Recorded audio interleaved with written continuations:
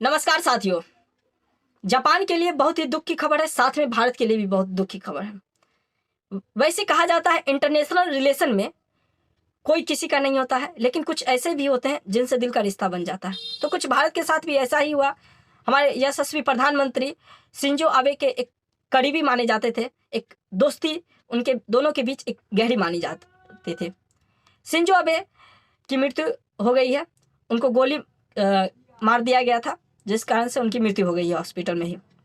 Shinzo Abe Japan के पूर्व प्रधानमंत्री रह चुके थे और एक पावरफुल लीडर भी थे। मानिए तो वर्तमान में भी शिंजो आबे एक प्रधानमंत्री तो नहीं थे, लेकिन उनके पीछे प्रधानमंत्री के पीछे बहुत बड़ा कार्य करते थे। हर जगह उनकी प्रशंसा होती थी और एक बहुत ही बड़ी लॉस हुई है जापान के लिए, साथ में भारत के लिए भी। आपको पता होगा क्वाड सम्मेलन जो था, इसको एक मजबूती देने का काम शिंजो आबे ने किए, जिस कारण से शिंजो आबे को भारत ने 2021 में भारत के दूसरे सम्मान पुरस्कार पद्म विभूषण से सम्मानित किया गया था शिंजो आबे को 2021 में। यह एक पॉइंट है जो आपके एग्जाम में पूछा जा सकता है। ठीक, तो शिंजो आबे की मृत्यु तो हुई है साथ में, और यह भी पता होना चाहिए आपको शिंजो आबे की मृत्यु गोली मारने वाला जो शख्स था उसका नाम था यामागामी नामक शख्स था, और यह एक नेवी था। यह जो था शिंजो आबे के कार्यकाल के दौरान जो भी कार्य करते थे उनके कार्य से खुश नहीं था। वैसे जापान में कोई भी किसी भी तरह का कोई घटना नहीं होता है, और खुश आप देखे होंगे कि जापान खुशहाल कंट्री में प्रथम स्थान हासिल कर चुका है।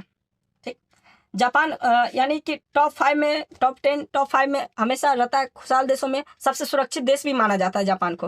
वहाँ किसी भी तरह के कोई भी हिंसक अपराध नहीं होती है। ठीक, जैसे आप अपने भारत में देखते होंगे बहुत सारे हिंसक अपराध होती है। जापान में आप बंदूक नहीं ले सकते हैं, बंदूक खरीदा ही नहीं जा सकता, वहाँ नॉर्मल आदमी खरीद नहीं सकता है।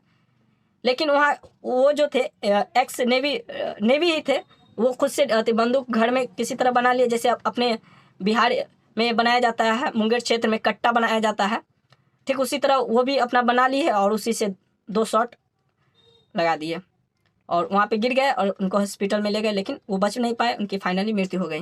हमारे प्रधानमंत्री जी ने बहुत गहरा संवेदना व्यक्त किए हैं, ठीक, क्योंकि उनके परम मित्र थे। आप देखे होंगे लास्ट टाइम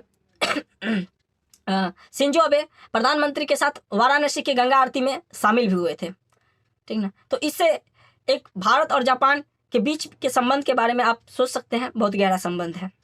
ठीक, चलिए हम कुछ पॉइंट जानते हैं जो हमारे एग्जाम के दृष्टिकोण से बहुत ही महत्वपूर्ण होगी। तो जापान की राजधानी टोक्यो है और जापान एक एशियन कंट्री है। ठीक, और जापान की मुद्रा जो है येन है, और जापान की वर्तमान में प्रधानमंत्री जो है फुमियो किशिडो है।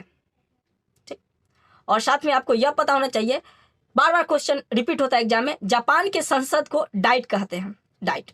ठीक, 3-4 पॉइंट हो गए और कुछ पॉइंट बताते हैं।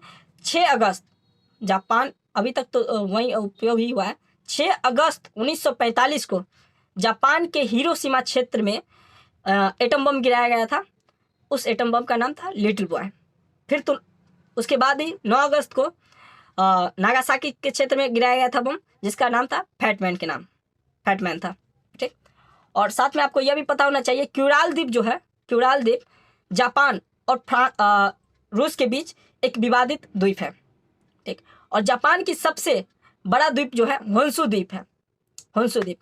ठीक, तो जापान का मैनचेस्टर ओसाका को कहा जाता है।